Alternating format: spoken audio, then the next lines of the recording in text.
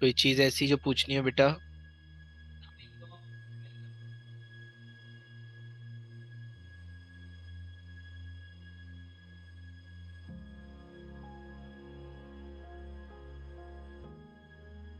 Sir एक दफा दोबारा रिपीट कर दें। ठीक है। यहाँ पे आके मैंने देखो टेबल को हटा दिया। इसके बाद मैं यहाँ पे आके क्या करता हूँ, फिर से टेबल बनाता हूँ। टेबल बनाया। टेबल के बाद यहाँ पे आके मैंने इसके अंदर बॉर्डर 1 दे दिया। इसके बीच में आके मैंने क्या किया, टी आर लिखा। टी आर के अंदर आके मैंने टी डी दिया, और यहाँ पे आके मैंने लिख दिया सीरियल नंबर। फिर टी डी दिया, और उसके अंदर आके मैंने फुल नेम लिख दिया, नेम। और फिर मैंने टी डी दिया, और यहाँ पे आके मैंने लिख दिया कांटेक्ट। ठीक है। अब मुझे इसी के अंदर डाटा डालना है, तो मैं किस तरह से करूंगा, एक और रो बनाऊंगा। यहाँ पे आके फिर टी डी, और यहाँ पे 1 लिख दिया। उसके बाद फिर टी डी, यहाँ पे आके मैंने नाम लिख दिया। ठीक है। उसके बाद हमारे पास फिर टी डी है। टी डी के अंदर आके मैंने कांटेक्ट नंबर लिख दिया। ठीक है।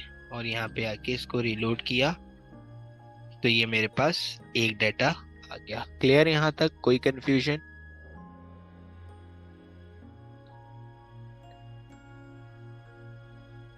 कोई कंफ्यूजन? नथिंग? Okay good. अच्छा जी, एक चीज यहाँ पे ये हो गई। दूसरी चीज, हम लोगों ने यहाँ पे आके देखो, कोई भी इमेज आप लोग ले सकते हो। फॉर एग्जाम्पल, मैं यहाँ पे गूगल पे आता हूँ। मैं यहाँ पे आया, यहाँ पे आके मैंने एक न्यू वो ली, और यहाँ पे आके कार ले ली। ठीक है जी। कार लेने के बाद इमेजेस में आए। इमेजेस में आने के बाद इस कार को मैंने ड्रैग किया, और यहाँ पे ड्रॉप कर दिया। ये मेरे पास कार आ गई। यहाँ से आके इस कार को मैं इस फोल्डर में डाल दूंगा। फोल्डर में डाल दिया। देखो इस फोल्डर में मौजूद है ये कार। अब हम लोग यहाँ पे आके क्या करेंगे, कोड में आए। कोड में आने के बाद इस टेबल के बाद I M G stand for image, और नीचे हमारे पास सोर्स है। ठीक है। आई एम जी सोर्स, यहाँ पे आके एंटर किया। और हमने पाथ देना है, हमने अपनी फाइल का नाम देना है, हमने अपनी पिक्चर का नाम देना है, जो कि हमारे पास है डाउनलोड डॉट जे जेपीजी। ठीक है। यहाँ से आप लोग देख सकते हो इसका नाम डाउनलोड डॉट जेपीजी। जब ये आ गया, सेव किया। सेव करने के बाद हम लोग यहाँ पे आके अपनी फाइल पे आएंगे, और इसको आके रिलोड करेंगे। देखो इमेज आ गई हमारे पास। क्लियर? फिर से एक्सप्लेन कर सकते हैं? श्योर, बिल्कुल। आप लोगों को क्लियर होना चाहिए, एक दफा नहीं 10 दफा एक्सप्लेन कर सकता हूँ, मसला नहीं है। मैं चाहता हूँ मेरे स्टूडेंट्स को क्लियर होनी चाहिए चीज। ठीक है। यहाँ पे आके इसको रिमूव किया। रिमूव करने के बाद आई एम जी लिखा। आई एम जी लिखने के बाद I M G source S, जहाँ पे आ रहा है वहां पे आके एंटर किया, टैग आ गया।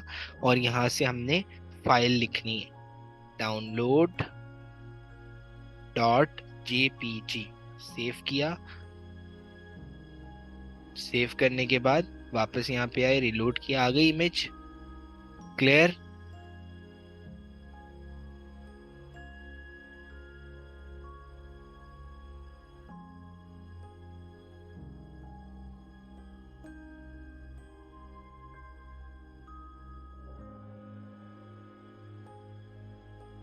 कोई कंफ्यूजन, कोई क्वेश्चन पूछना है तो पूछ सकते हो। मैं फिर आप लोगों को एक रियल वर्ल्ड एग्जांपल दिखाऊं, और फिर हम इसको वाइंड अप करें।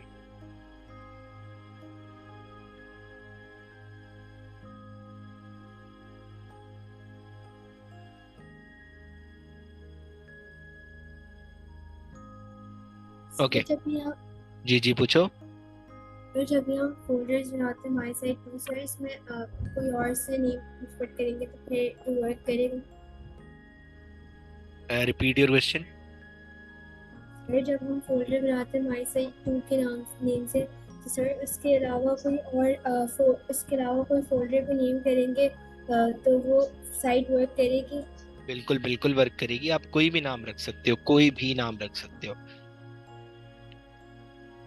अब देखो मैं यहाँ पे आके एक रियल एग्जांपल आप लोगों के सामने ओपन कर रहा हूँ। आप लोगों ने HTML माशाल्लाह से कंप्लीट कर लिया है, इसकी प्रैक्टिस बहुत अच्छी रखना।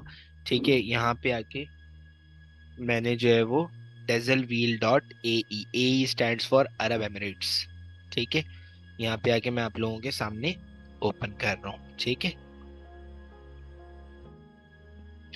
ये मेरे पास डेजल व्हील्स डॉट ए ओपन हो गई। ये मेरे पास एक वेबसाइट है जो कि लाइव है। ठीक है, अब यहाँ पे आके मैं इसके कोड में जा रहा हूँ। मैं इसके कोड में आया, ये टैग्स HTML के लगे हुए समझ आना शुरू हो गए।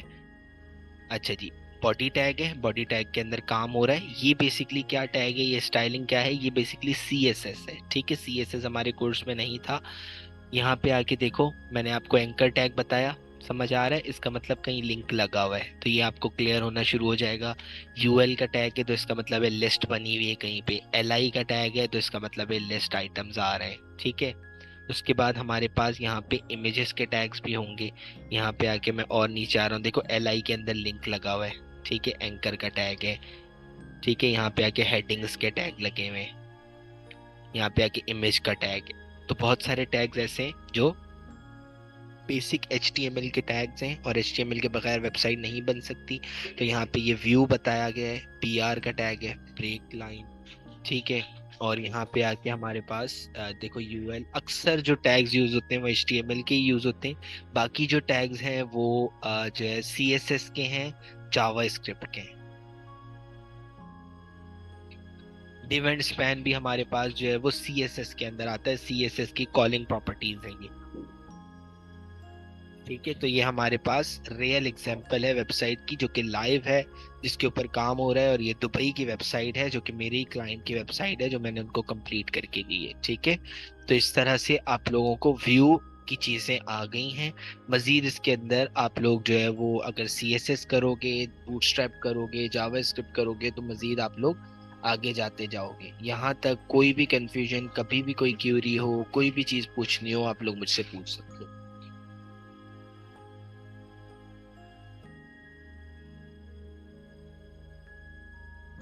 जी बिल्कुल, HTML आप लोगों का यहाँ तक था। HTML के टैग्स और चीज़ें मैंने आप लोगों को करवाई हैं जो कि आप लोगों की कंप्लीट हो गई हैं। इसकी मजीद आप लोग प्रैक्टिस करते रहो, और इसके अंदर टैग्स वगैरह बनाओ, टेबल्स वगैरह बनाओ।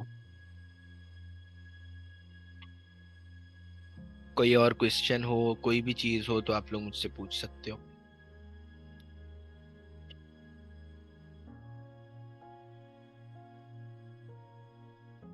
वीडियो के टैग जो है वो CSS की प्रॉपर्टी के थ्रू कॉल होते हैं। सर TD और TR का क्या मतलब होता है? TR stands for table raw, और TD का वैसे मतलब होता है टेबल डाटा। लेकिन मैं स्टूडेंट्स को यही कहता हूँ कि TD का मतलब टेबल कॉलम है। ठीक है, क्योंकि TD लगाने से हमारे पास कॉलम क्रिएट होता है यहाँ पे।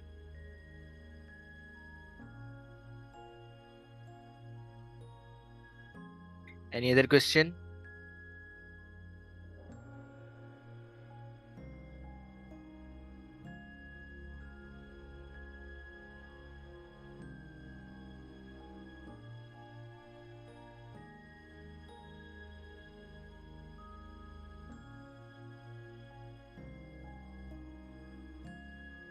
इंशाल्लाह ताला वीडियोस आप लोगों को मिल जाएंगी। मैं वही देख रहा था, मैंने अपने डिजाइनर को अभी उसी पे जो है वो डांटा है कि भाई उसने लेट क्यों कर दिया। तो वो इंशाल्लाह ताला कंप्लीट करके आपको बता देगा। बेटा कॉलम्स आप साकिब खुद जितने चाहो वो आप बना सकते हो। ये देखो यहाँ पे आके ये 3 कॉलम्स बनाए, इसी को कॉपी करता हूँ, यहाँ पे आके इसी रो के अंदर मैंने पेस्ट कर दिया, तो ये 6 कॉलम्स बन गए। यहाँ पे आके आप रीलोड करो, ये 6 कॉलम्स हो गए आपके पास। और कोई चीज जो पूछनी हो? सर कॉलम को मतलब दूसरी लाइन में कैसे इसके आगे से कंटिन्यू नहीं करना, तो नेक्स्ट लाइन में कैसे शुरू करेंगे कॉलम को? ये नेक्स्ट लाइन में आप रो चेंज करोगे ना। Okay sir. ये देखो मैंने रो चेंज कर दी, कॉलम नीचे लाइन में कंटिन्यू हो गया।